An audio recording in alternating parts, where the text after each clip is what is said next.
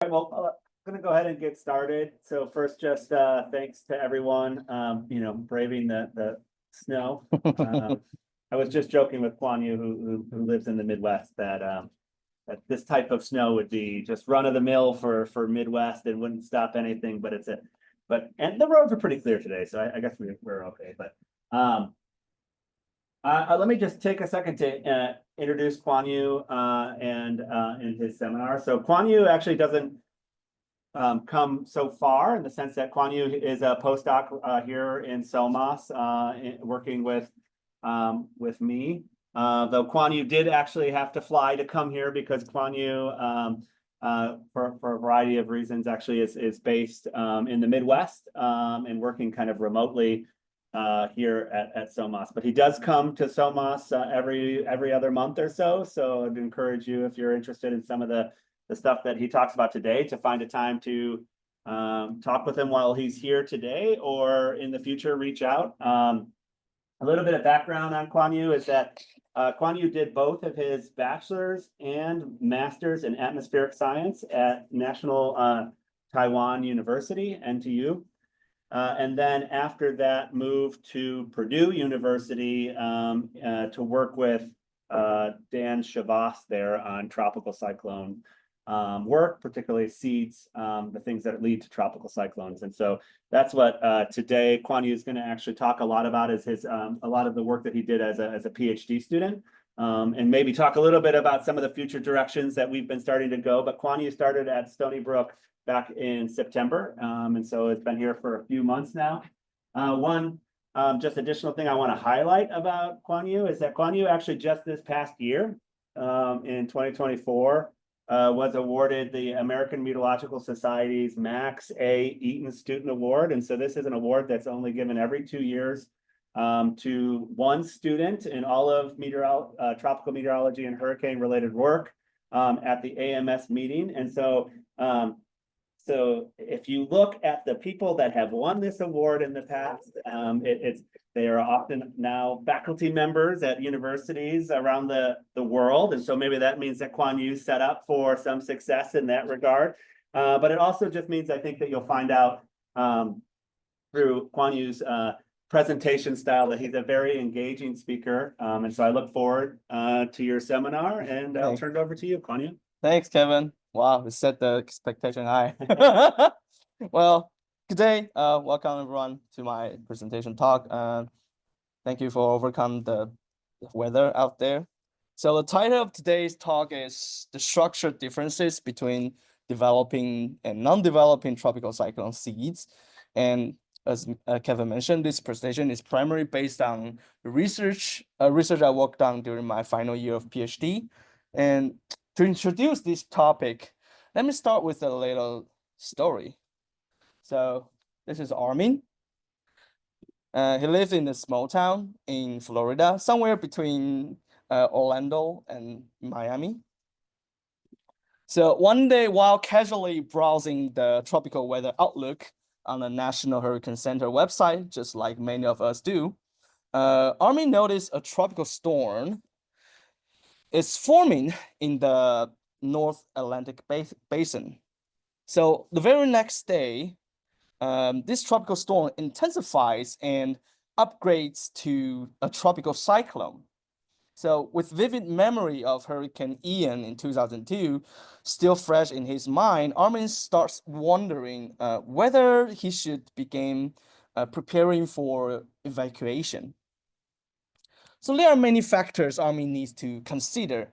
First, what does the track forecast looks like? If the storm moved this way or this way, Armin might not be too concerned about evacuation. But if this storm takes a different path like this, the chance of experiencing a more severe impact is increasing. So in this situation, when the track forecast uncertainty is high, it becomes difficult for people to make decisions. And this indecision can actually increase the potential impact of tropical cyclone, because if people hesitated too long about whether to evacuate, they may miss the best window to do so. The second factor Army needs to think about is he also needs to pay attention to the forecast intensity of tropical cyclone. So even if the track remains the same, if the forecast of the track remains the same, a stronger storm will cause significantly more damage. So in other words, even when the track forecast is still highly uncertain, if the storm is predicted to be very strong, people are generally more willing to evacuate. Another important factor, though it's often overlooked in public weather forecast, is the size of the tropical cyclone.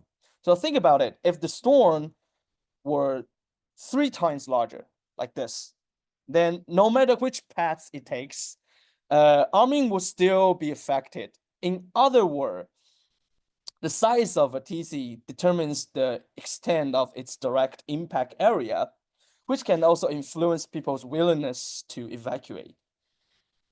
Now so now we've gone over some key tropical cyclone parameters like the track, the intensity, the size. There's one more crucial point to consider, which is none of these factors matters if the tropical storm never developed into a tropical cyclone in the first place. So without undergoing tropical cyclone genesis, usually a tropical storm it won't last long enough to across the whole Atlantic basin. And even if it does, by definition, a tropical storm is a weak system and is unlikely to cause any significant damage. So Army doesn't have to even think about evacuation. Now let's consider an opposite scenario. During hurricane season, it's common for multiple tropical disturbance to form over Atlantic due to the African easterly waves. So what if instead of just one, there were 9 tropical storms developing at the same time? And what if they all undergo tropical cyclone genesis and became full-fledged hurricane? So in that case, Army will be in a serious trouble. Evacuation won't just be an option. It might be necessary all the way to Montana. So thankfully, having 9 hurricanes in the Atlantic at once is extremely rare, almost impossible. So the record for the most simultaneous named storm in the Atlantic basin is 4. So one example is what you're looking at here now is from 2023, quite recent, when on August 20 and 21, 4 tropical storms, Emily, Franklin, Gert, and Harold, they formed. This was the fastest time on record that 4 storms were named in the Atlantic basin. So we know that 9 hurricanes at once have never happened. But what about in the future shaped by climate change? Could the upper limit for tropical cyclone frequency increase or just change, So, well, surprisingly, the TC community isn't quite sure about how tropical cyclone frequency will change in the future. The figure you're now looking at shows the tropical cyclone frequency calculated from the 20th century analysis, revealing an increase in tropical cyclone frequency before 1900, followed by a decreasing trend. So it looks like this decreasing trend is quite, significant, right? It's quite robust.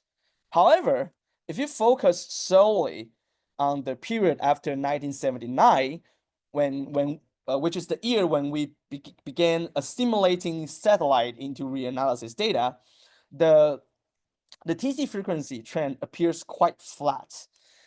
So based on this, we don't even really know what kind of trend we are currently experiencing, let alone how this trend will change in the future. So if historical data cannot, provide us a clear and definitive answer, what about future projection in climate models? We have tons of models, tons of runs. What do they say?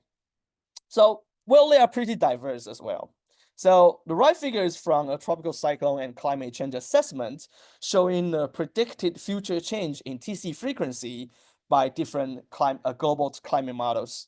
So you notice that the majority of climate model predict a decrease in tropical cyclone frequency, which is these bars in the right-hand side beneath 0. And however, there are also some studies, including the big name Kerry Emanuel's 2013 papers, and indicated by those gray bars, suggest an increased trend in TC frequency. So eventually, in that assessment, global tropical cyclone frequency decrease in the future, this statement is rated as low to medium confidence by 7 to 11 authors. So yeah, we don't really know what's going to happen. So the huge uncertainty in the future change of TC frequency highlights the importance of understanding the process of TC genesis. So because if we have a clear theory, we can have a better sense of whether the model simulated TC genesis correctly, right?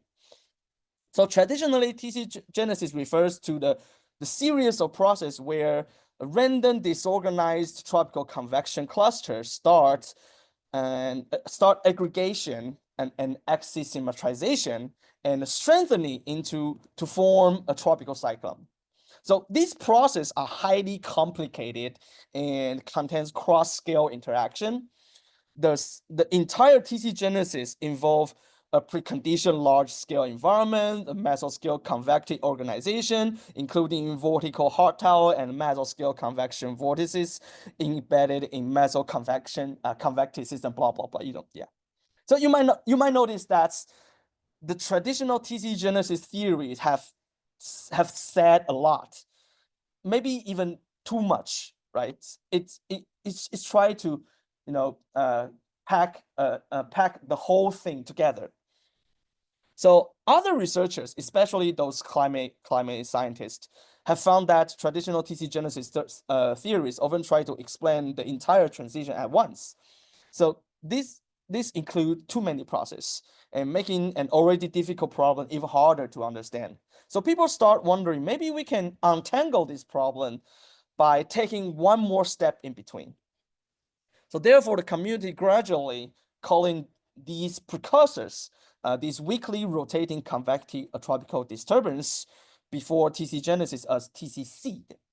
And we also using like those seed is seeding the basin to describe that something is provide seed to a basin to be able to in the future grow into a tropical cyclone. So the TC genesis process now has 3 stages and 2 transitions. The transition from random convective cluster to weakly rotating TC seed called seed genesis, and the transition from weak TCC to stronger tropical cyclone, which is still called TC genesis.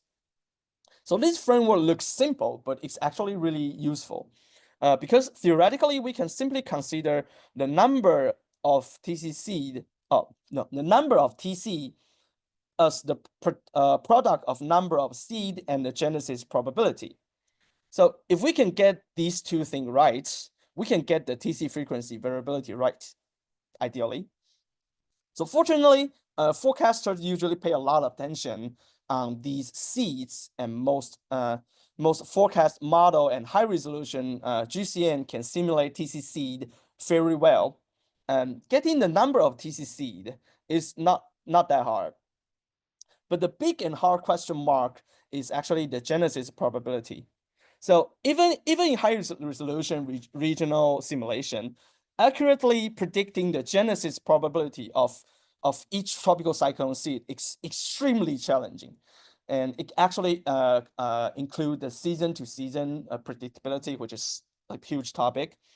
And in coarse global climate model, the uncertainty just became even larger, even greater. So how do those climatologists estimate future projection of TC frequency in climate model? So actually, the TC community have many different theories for TC genesis probability. They have many different ways to do that in climate model. So majority of these theories are focusing on describing whether the environment is ideal for seeds to grow, such as the ventilation index, the many different versions of GPI, which is Genesis Potential Index, and empirical TCGI developed by a group in Colombia. So these indices tell you which set of environment parameter are important for TC seeds to undergo TC genesis, such as sea surface temperature, environmental wind shear, moisture, something like that. But what about the TC seed themselves? So not much attention is paid to the dynamical structure of TC seeds. And is there a good structure for seeds to grow? And if there is, what does it look like? So for example, these are two idealized seed vortices. They both have the same vanishing wind size, and they also both have the same maximum wind speed in the same favorable environment. However, the left seed, its maximum wind speed, we call it Vmax, it's located at a smaller radius, we call it Rmax. And while the right seed here, its maximum wind is at the larger Rmax. So now the question is, which seed has a better structure in terms of have a higher chance to undergo TC genesis? So to answer this question, we need to figure out how the structure, the dynamical structure of a vortex can affect its intensity evolution, as TC genesis is essentially a process of intensification. So let's take a closer look. So if these two seeds are placed in the same environment, just like I said, it means the background absolute vorticity field is identical, resulting in the same meridional vorticity gradient, what we often call beta. It's located in the environment with the same beta. And we know that any circulation in an environment where the beta is not zero can generate a planetary Rossby wave, looks like this. So these two vortices are actually continuously stimulating planetary Rossby wave. But why does it matter that a vortex stimulates planetary Rossby waves? So it turns out that the vortex isn't just generating Rossby wave out of nowhere. It's consuming its own angular momentum in the process. These two animations illustrate how a vortex stimulates planetary Rossby wave here, and on the barotropic beta plane, while its outer circulation gets distorted and dissipated by the Rossby wave. So we call this the loss of angular momentum due to the generation of waves. We call it planetary Rossby wave drag. So now you understand how planetary Rossby wave can spin down a vortex. But if these two vortices have the same maximum wind speed, does that mean the planetary Rossby drag acting on them is also the same? And the answer is no. Otherwise, this talk doesn't make sense. The answer is no. There's actually more nuance to it. So let's again take another closer look. So since these two vortices have their Vmax at different Rmax, this actually affect the planetary Rossby drag on their Vmax.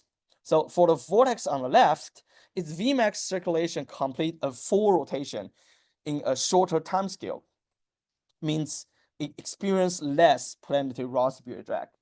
And on the other hand, the vortex on the right has its Vmax circulation traveling a much longer distance at the same speed because the same Vmax, right? So this means it takes longer to complete a full rotation, resulting in a greater planetary Rossby drag on it.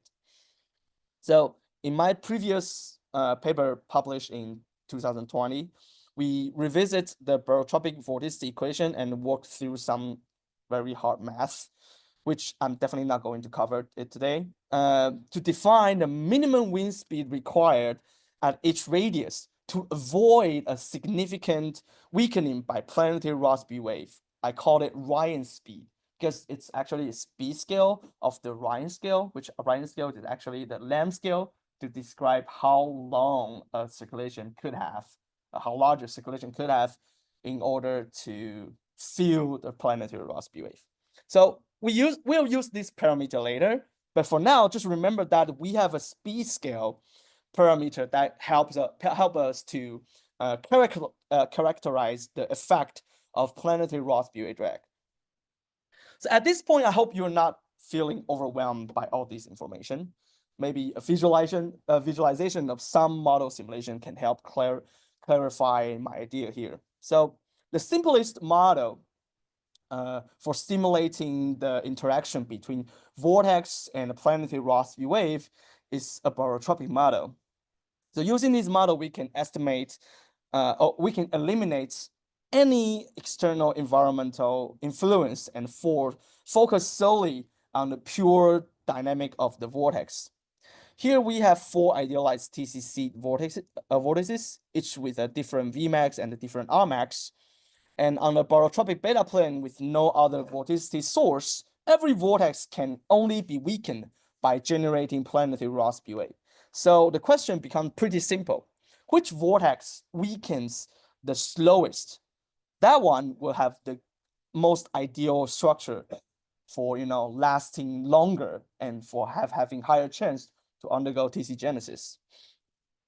So now let's take a look at the simulation results. So we can see that the vortices with a smaller Vmax and a larger Rmax weakens more quickly, like here. And the color, the grayscale color of the curve, it means like you have larger Rmax and smaller Vmax. So these results demonstrate that vortices with different structure, it can actually have a different intensity evolution. So since we only modified Vmax and Rmax of these vortex, perhaps we can combine these 2 parameters into a single structural parameter to better quantify how these structure differences influence weakening rates. So remember the Ryan speed. So still recall how it characterized planetary Rossby drag at each radius. So well, now it's time to use it. So we overlay the Ryan speed profile onto these wind profiles and define the ratio between the vortex Vmax and the Ryan speed at Rmax as the vortex structural compactness, like here, the Vmax of the vortex and the Rmax at the same radius. So we call it structural compactness, or CV. The structural differences between these vortices became much clearer. So vortex with a larger Vmax at the smaller Rmax will have a more compact structure like this, and vortex with a smaller Vmax at the larger Rmax will have a less compact or incompact structure. So taking this a step further, if we create a scatter plot showing the relationship between a vortex initial compactness, which is the x-axis, and its weakening rate, which is the slope of the Vmax evolution you saw earlier, we can see a very clear positive correlation. That means that a vortex with a larger compactness will have a smaller weakening rate. So that means weaken slower. So if we run more barotropic beta plane simulation with vortices of different initial compactness, we can uncover a very complete and robust relationship between vortex compactness and weakening rate due to the planetary Rossby wave drag. But this relationship isn't just something we observe in the simulation. And you can see there's a curve here, right? This curve is not just a best fit curve. This is actually can be derived mathematically from the tangential momentum budget equation, which I promise I won't be covering today. So this isn't just a curve fit to fit. This is a curve with very solid theoretical foundation. And that's pretty exciting because we essentially just invented a brand new vortex structural parameter and proven that it works in barotropic model simulations. Now, even though this compactness theory was published in JACE a few months ago, and all 3 reviewers, they are asking the same question. they're asking that, does this elegant relationship hold up in the real world? So do real world tropical cyclones see they really care about planetary raw spirit drag? So the reviewer actually buy my story, but they don't know if the real world also has the same thing. They don't really know, like, you don't know. This is barotropic model. In the real world, there's tons of other things. How do you know? So to answer that, so that's motivate my this final project. So to answer that question, we turn to reanalysis data because they ask for real world, right? So I think that's the closest real world data we can get. So before we can analyze TC seed structure, we first need to track the seed. Luckily, thanks to the TC seed tracking dataset conducted by Professor Daehyun Kim and Jihong Moon, I believe they are now in Seoul University, we can track both seeds that develop into tropical cyclone, shown here in blue curves, and those that don't show, those that don't undergo tropical cyclone genesis. We call it undeveloping seed, which are those gray curve. So actually, like, tracking non-developing seed is the most challenging because, you know, those non-developing seed, they just form and dissipate. So it's really hard to track all of them. So they try their best to track. This data set was created using the Tempex string algorithm applied to ERA5 reanalysis. It identified the geopotential local minima as 850 hectopascal and filter out system without enough rotation, not enough gradient wind, or not enough moisture. So great, now we have all the tropical cyclone seed from 1979, 1980 to 2023 at our fingertip. So with this, we can calculate the lifetime average compactness of each seed along the track. So let me briefly walk you through the data processing steps. So first, I crop up the vorticity field at 850 hectopascal from the ERA5 around a seed, a random seed. So next, I calculate the azimuthally average vorticity profile to obtain the axisymmetric structure of that seed. And then I integrate, which is I think it's the blue profile here. That is the azimuthally average vorticity profile of the seed. And then I integrate the vorticity profile with radius to derive the tangential wind profile, which allow me to determine the Vmax and Rmax of the vortex. On the other hand, I also compute the zonal mean of the original vorticity field to extract the meridional profile of the environmental vorticity, which is this blue curve here. And finally, I estimate the environmental beta by calculating the slope of a linear fit to this profile. So after completing all these steps, we get all the elements we need to calculate the compactness. So we can obtain the compactness evolution for all seed vortices along its track.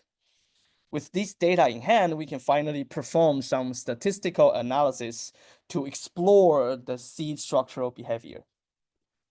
So the first result I want to show today is the monthly time series of TC seeds. You know, just for a quick check on seasonality. It's like a sanity check. So the top figure shows the number of TC seed. The black solid curve represents the total number of developing seed, and the dashed curve represents non-developing seed. And the green curve is the TC genesis probability, calculated by dividing the number of developing seed by the total number of seeds. And the bottom figure shows the average compactness of TCC, monthly average. And the black solid curve, again, represents the average compactness for developing seed. And the dashed curve is for non-developing. And the green curve is the same TC survival rate. We also call it survival rate, the genesis probability. The survival rate at the top figure. So now let's compare the differences between the hurricane season, defined as JJASON, from June to November, and the rest of the year. So although the hurricane season the term hurricane season is mostly defined in Atlantic, but actually like other basins also works a little bit. It's fine. And so here, if we compare the seeds within the hurricane season and the rest of the months, we can see that the results show that during the hurricane season, there are more developing and non-developing seed. Both seed have more, which is expected since we already know that more TC form during this time. But there's something less obvious, which is the TC genesis probability is also higher during the hurricane season. So that means it's not just because of more seed. You remember that TC frequency is the product of the TC seed counts and the genesis probability. So the fact that in TC hurricane season you have more TC is not just because of you have more seed overall, but because you have higher genesis probability. So before my compactness theory, this might seem also straightforward because after all, the overall environment conditions are more favorable for TC genesis in JJASO and in hurricane season, right? But however, if we look at the seed compactness, we can see that the non-developing TC seed actually have a higher average compactness during the hurricane season. That means because the non-developing seed actually it's the majority of the seed. The majority of a seed is non-developing seed. That means TC seed overall is having a more compact structure. And you notice that the developing seed is always having a compact structure. So this means that not only does the environment improve during the hurricane season, but the seed structure itself also improved in a more compact sense. So this is another result, because from this result, you might wonder oh yeah, so can we just say that, okay, so the compactness is very important for TC genesis possibility, right? Is it? Can we just conclude that? Not quite right? Because this is just monthly. You still don't know the differences, the structural differences between non-developing and developing seed. So this is the distribution of TC seed compactness of non-developing and developing seed. So take a look at the blue distribution. It represents the compactness of developing seeds, and notice how it has a flatter tail on the right. Well, not quite, a little bit here, but oh no. So, but anyway, it's the overall the blue distribution, the compactness distribution for developing seed, it has a slightly fatter tail on the right side, and that means more developing seed are compact. And now compare that to the orange distribution, which is for non-developing seed. This distribution is more balanced. It's about 50-50, even a little bit heavier in the incompact side here. So that means the compactness distribution between developing and non-developing seed are quite different, right? Highlighting a significant structural difference between the two groups. One is more incompact and one is lean more to the compact side. So next, we can calculate the genesis probability for each compactness beam by dividing the number of developing seed by the total number of the seed in each beam. And that we can get the genesis, the survival rate or the genesis probability, which is this green curve. So what we see is a positive relationship between compactness and genesis probability, especially for incompact seed. Here, there's a positive slope. But for a compact seed, the genesis probability doesn't increase significantly with compactness. So that means the structural compactness isn't a very strong predictor for genesis for an already compact TCC. So lastly, let's go back to the question we got from the reviewer. So can we find the same beautiful relationship here we found between seed compactness and the weakening rate in the real world? So here I use persistence as, instead as an analogy for weakening rate, since a seed that weakens faster should also have a shorter persistence, right? a seed weakens slower means it will have a longer persistence. So this plot shows the relationship between seed compactness and the persistence. The contour represents the PDF of each grid point. And as you can see, it's quite nonlinear. So when a seed is incompact, which is this side, its maximum persistence increase with compactness. And then right after this line, actually, yeah, right after 0, this line should locate at 0. It's off a little bit, but it's fine. And then it gradually decrease, the maximum persistence gradually decrease with the compactness. So, but in fact, this increase in maximum persistence, it follows exactly the same mathematical function as the weakening rate in barotropic experiments. This is quite exciting. That means we use a highly idealized, no water, no vertical layers, just a single 2D barotropic model, but you get exactly the same results as you see in the ERA5. This is quite wild. So that means the maximum persistence of impound compact seed is directly limited by the planetary Rossby drag, because remember that this curve is derived from the compactness theory, which is a theory that characterized the planetary Rossby drag. So we also discovered what I like to call an impossible zone. So not to be confused with my kitchen when I try to bake. It's a zone where it's geophysically impossible for seed to persist because the planetary Rossby drag is so significant, it will kill all the seed in that zone so fast. It cannot last longer. So here are the main takeaway from my presentation today. We introduced a new structural parameter called compactness, which directly measured the impact of planetary Rossby drag on vortex intensity. And using reanalysis data, we found a very clear structural compactness between developing and non-developing seed based on compactness.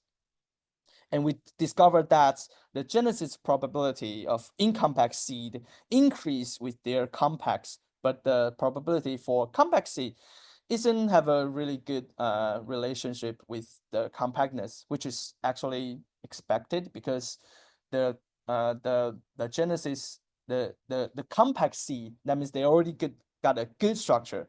So from the structure, there's no negative impact.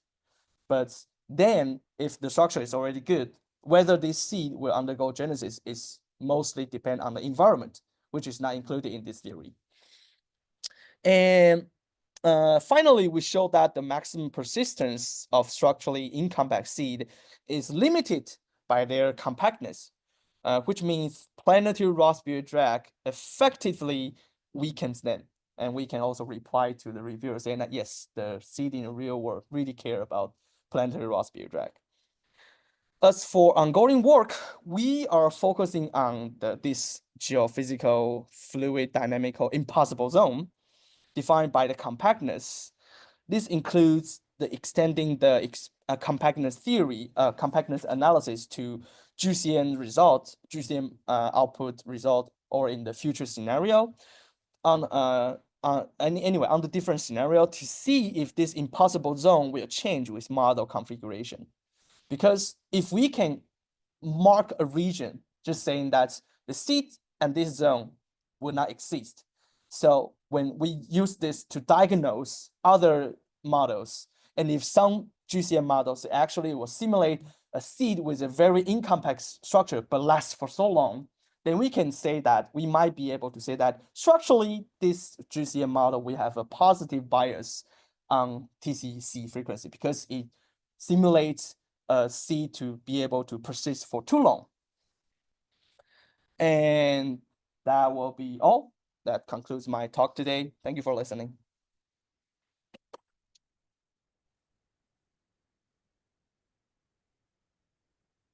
Okay, we have time for some questions, and I think Minghua, I saw you come on camera. Did you have a question?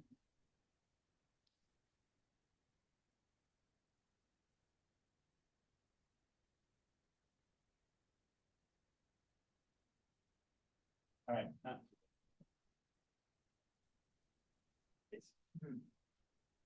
Use your speakers on so that somebody asks a question. Oh, I can turn on my speaker out.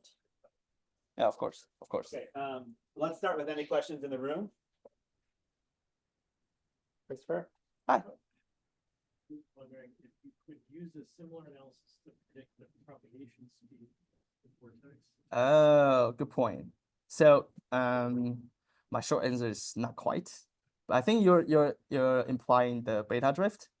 Yeah, well, because the center of mass has to be Yeah. at beta times. Well, for finite deformation rate, it has to be beta times deformation rate squared. This is barotropic, so it's different. But if you know the center of mass, the far field Rossby waves contribute to the center of mass. You can figure out how to separate the two. I feel like the propagation speed.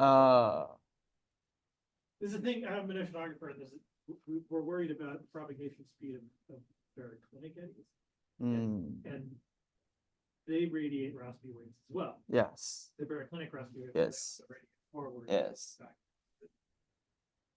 In terms of tropical cyclones or any tropical vortices systems, the beta drift will affect the translation speed, but I think it's still mostly steered by the environmental flow. So I think the environmental flow is a very, very first order thing that dominates the translation speed of any tropical systems.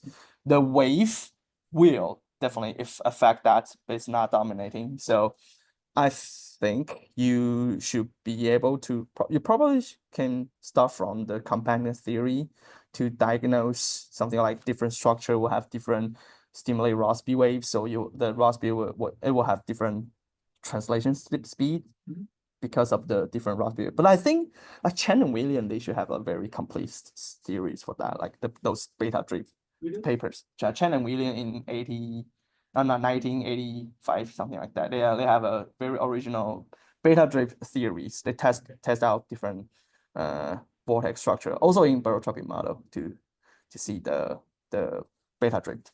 But really quick though, the beta drift will definitely impact the poleward movement of vortices. Yes. Which then could impact the persistence of vortices. Well, it might take it into different environments. So it might actually, as these things persist, they might actually move into less favorable environments. That's true. Potentially, That's true. if they move forward. So that could be one kind of related thing to think about. But usually that's for tropical cyclones, not for seeds. That's true, but also, but we do see, right, in some of the work that Dan Shavas has done that there is a preferred latitude of tropical cyclogenesis around 20 degrees north in idealized and realistic simulations. Yes.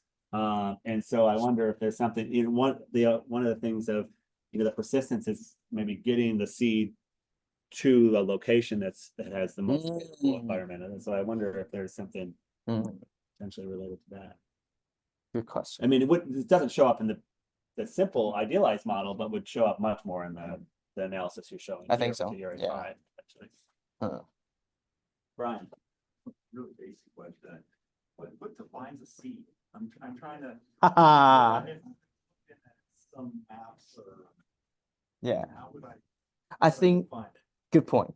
Good question. I think seed is just a new pop word that recent climate scientists are using. But there are tons of different names to describe those pre-genesis vortices. Like tropical disturbance, tropical storm.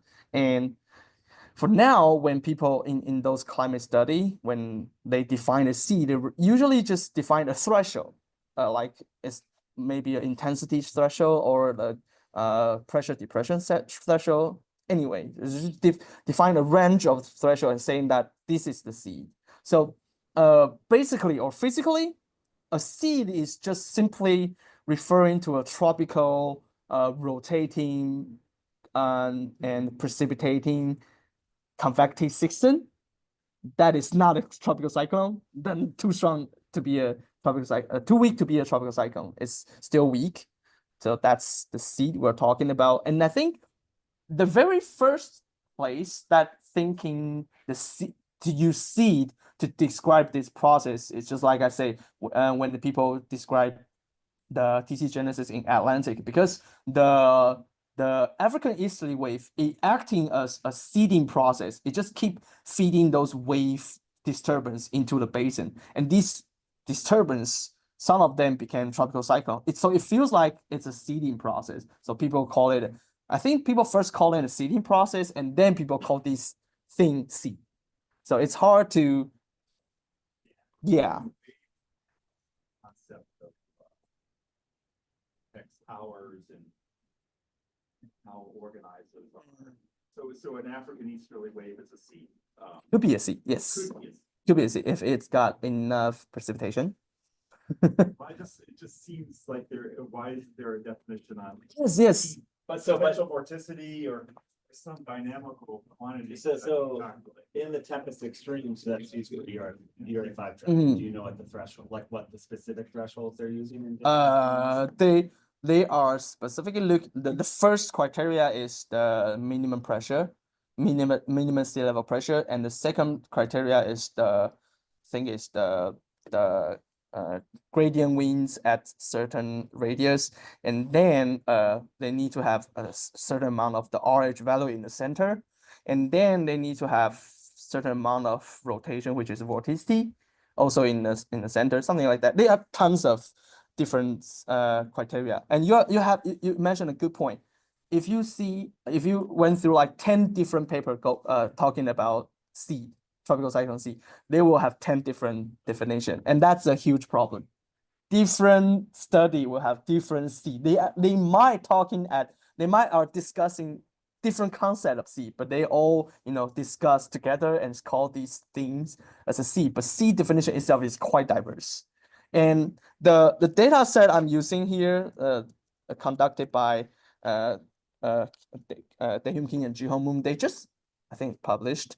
They just submit this paper. It's just called like tropical cyclone seed in ERA5. I think that will be a very very huge paper that shout out to the TC community, say that this is the perfect way to define a seed. I hope so, because they actually go through so many detailed tests to prove that their definition of a seed is the best one. So yeah, So the ERA5. that's true. But yes. Good point. It's very it's very low in resolution, and that's also like when I wrote But it's not really quick, but it's not a free running run, so it is data assimilated, and so yeah. it's not, it's potentially as bad as if you were running Yeah. a free run at 30 Yeah. kilometers. Sorry, I didn't mean to cut. Oh, don't worry. So yeah, that was actually one thing we concerned when we write the grant for this project. We got review asking that you using ERA5, it's too coarse. We even use propose to use Mera too. Yeah, it's like is it too coarse for they do this Sure. analysis? We said, yeah, sure, but we don't know, you gotta try. But anyway, we got reject. And then after 1 year, we proved that yeah, it works. So it works. But I want to add really quick though, that this definition is true for any objective tracker, right? So even if you're tracking tropical cyclones, which are really well defined by NOAA, above some threshold, right? But actually, how do you measure instantaneous winds at 10 meters for some duration in reality? And we already don't do that very well in observations, and so even in the model space, you already have to make some additional assumptions, even though there's a very clear definition by the weather service of what a hurricane is. So I think that even if there was a very clear definition for seas, I think tracking them in data sets would still be a significant challenge. Yeah.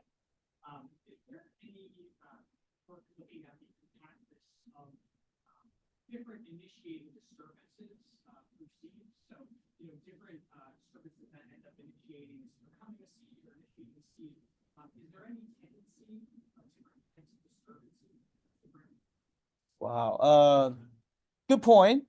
I think you're asking like this different source of seeds, will they have different structure? Good point. I do have backup slide for that. Let me pull it out. Yes. Yeah, that's the so this not quite answering your question, but this is the seed, exactly the same analysis I performed, but for different basin. And since they are from different basin, the majority of seed from different basin come from quite different source. Like the seed from North Atlantic, it's mostly generated from the African easterly wave, so it's more wave dynamic, and the seed from it's both Atlantic. no Actually, it's no I put plots of this. wait, let me quick fix it. Let me change the file so quick you won't even notice that. So quick. Oh yes. Yes. So the seed from Northwest Pacific, it's mostly came from monsoon dryer. So it's more thermodynamic drives. So, and you can see there's a lot different in there. So like in terms of the structural distribution, the distribution of the structural compactness of developing seed, both basins are quite similar. The developing seed, they have a more concentrated distribution in terms of compactness, and it's more linked to the compact side. But for the non-developing seed, it's very, very different. So here that shows you that the non-developing seed in Northern Atlantic, it has a more balanced distribution of compactness. But the non-developing seed in the Northwest Pacific, the compactness distribution is heavily linked to the incompact side. So that means when you calculate the genesis probability, the relationship between the compactness and the genesis probability is very, very different. Like in North Atlantic, the compactness is have a positive relationship with the genesis probability all the way to the compact seed. But in the Northwest Pacific, the compactness is at first is positive related to the genesis probability for the incompact seed, but for the compact seed, it just suddenly changed the slope. We don't really know why. This implies that your question is a very good concerning that seed from different sources will have completely different behavior in terms of structure. But why is that? We don't really know. This is very brand new stuff I just recently working on. This is the idea from Kevin. He's like, yeah, why don't you look into different basins? And yeah, sure, I should. And I just look into it, and wow, it's amazing. And I also got this. This is another thing. That's the same persistent plot I showed in the previous slides. But this is again for North Atlantic and Pacific. And you can see that the Pacific, the persistence follows our theory really well, but in the North Atlantic, the maximum persistence doesn't quite follow. It follows a little bit, but doesn't quite follows our theory. And actually, it means that majority of the seed in North Atlantic, it weakens slightly faster than what we predict. So again, we don't really know why. We're not even really sure what we are looking at, but just this is so recent. I just got this class last week. So Is it that it weakens faster, or is it that those seeds it doesn't become have the storms? And some percentage of them are actually becoming hurricanes, and so they don't persist as a seed. but a majority of these are non-developers. Yeah. Non-developers. But 10% of them, according to the last plot, around 10% or something. Yeah, that's true. I don't know what, but yeah, good question. Right, any other questions? So, okay, if not, before we thank Kuan-Yu again, just as a reminder, we'll go over to the Swanson room now for lunch. And some continued discussions, and then around 1:45 or so, or there'll be time for students to also have some dedicated time with Kuan-Yu just to talk about some of his work, or how to get a postdoc, or some other things. And so thank you, Kuan-Yu, for your presentation. Thanks.